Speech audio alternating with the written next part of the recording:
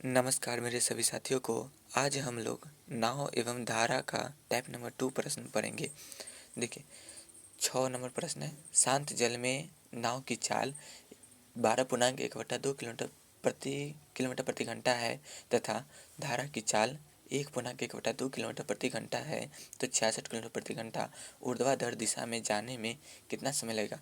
देखिए दोस्तों, हम ये प्रश्न में आपको डिटेल्स से और कॉन्सेप्ट से समझाएंगे। देखिए टोटल दूरी को हम लोग ऊपर में लिखेंगे। टोटल दूरी 66 किलोमीटर है, मतलब आप समझिए ये आपका घर है और ये आपका गर्लफ्रेंड का घर है और दोनों के बीच की जो दूरी है ना, उसी को दूरी को हम लोग टोटल दूरी मतलब ऊपर के लिख लेंगे। और इसको पहले पहले दोनों को सेम दिशा में पहले जाएंगे ना, हम लोग पहले सेम दिशा जाएंगे यानी कि धारा की दिशा में ही जाएंगे, तो दोनों को पहले जोड़ लेंगे और उसके बाद फिर हम लोग उधर से वापस आ जाएंगे तो धारा के विपरीत दिशा में जाएगा तो उसको घटा लेंगे। सो मैंने वही किया है इसको। और इसको यहाँ पे देखिए एलसीएम लिया है मैंने घटा करके, और यहाँ पे फिर एलसीएम लिया है, इसको जोड़ करके अलग अलग निकाला है मैंने। यहाँ पे 1 को 14 आया है प्लस की है तो, और 1 का 11 आया है इसको किया है तो। देखिए अब उसी तरह से देखिए इसको फिट कर लिए। अब 66 फिट कर लिए, इसको में भाग करेंगे। देखिए यहाँ पे हम भाग का चिन्ह भी दिए हुए हैं। इसको में भाग करेंगे, जो शेषफल आएगा वही हमारा घंटा और यानी कि समय हो जाएगा। अगर घंटा में पूछेगा तो घंटा में बताएंगे, मिनट में पूछेगा तो मिनट में। यहाँ पे घंटा में है ना, तो हम आंसर को भी घंटे में ही देंगे। तो यहाँ पे देखिए 11 में 6 से भाग करेंगे तो 11 छक 66, हमारा 6 घंटा आंसर आ गया। आशा करता हूँ आप लोग को समझ आ गया होगा। और नेक्स्ट प्रश्न देखिए,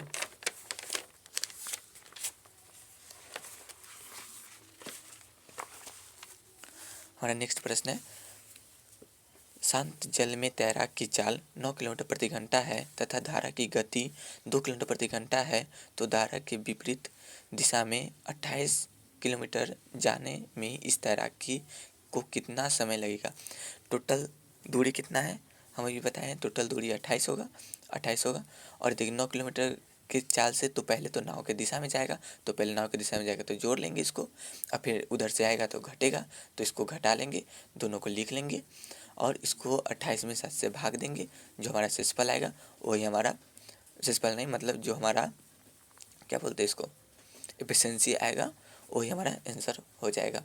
देखिए सो मेरा आंसर आ गया 4 घंटा।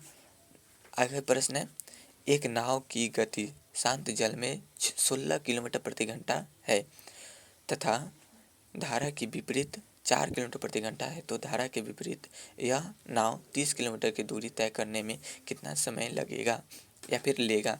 तो टोटल दूरी 30 किलोमीटर दूरी तय किया है, और पहले 16 और 4 को जोड़ लीजिए तो 20 हो जाएगा, फिर 16 4 को घटा लीजिए तो कितना 12 हो जाएगा। ये ज़्यादा क्यों है, क्योंकि इसमें नाव जो मतलब धारा जो है सो साथ दिया है जाने में, और उधर से ये कम क्यों है, क्योंकि उधर से धारा ने इसको विरोध किया है इसलिए ये कम है। और दोनों को एक तरफ जोड़ कर लिख लेंगे, एक तरफ घटा के लिख लेंगे और दोनों को भाग देंगे तो हमारा 30/12 हो जाएगा। इसको जब काटेंगे तो 6 दूना 12 और 6 पच्चीस 30 हो जाएगा।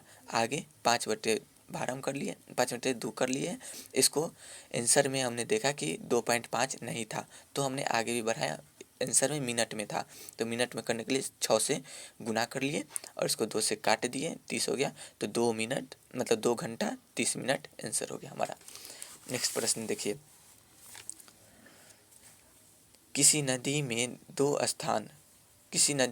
स्थान यानी कि ए छोर है,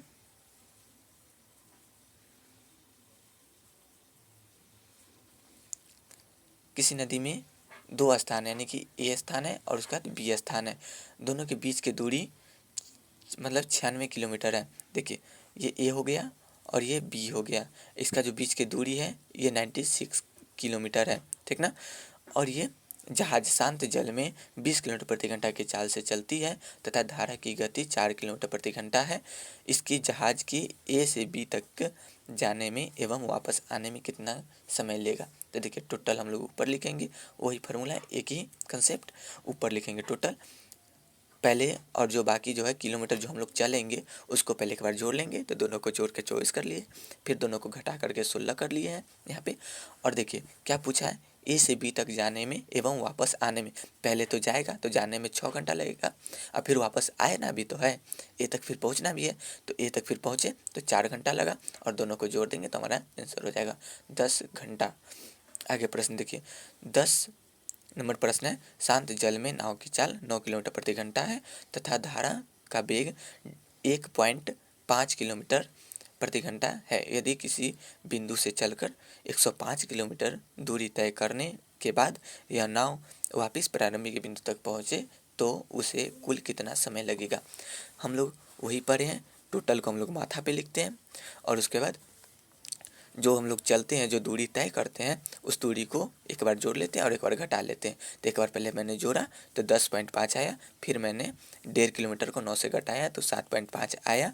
दोनों को जब मैंने 105 में 7.5 से भाग दिया तो 14 आया, और फिर इसको 105 में 105 से भाग दिया, मतलब 105 नहीं है ये, 10.5 में 105 से भाग दिया तो 10 आया। दोनों को जोड़ा तो 24 घंटा आंसर जो कि हमारा था, तो आंसर हो जाएगा 24 घंटा। ठीक ना, 24 घंटा ही लगेगा, ये हमारा आंसर है। Thank you. आशा करता हूँ आप सबों को हमारा ये प्रश्न सॉल्व करने का तरीका और मेथड और कंसेप्ट आप लोगों को अच्छा लगा हो। धन्यवाद।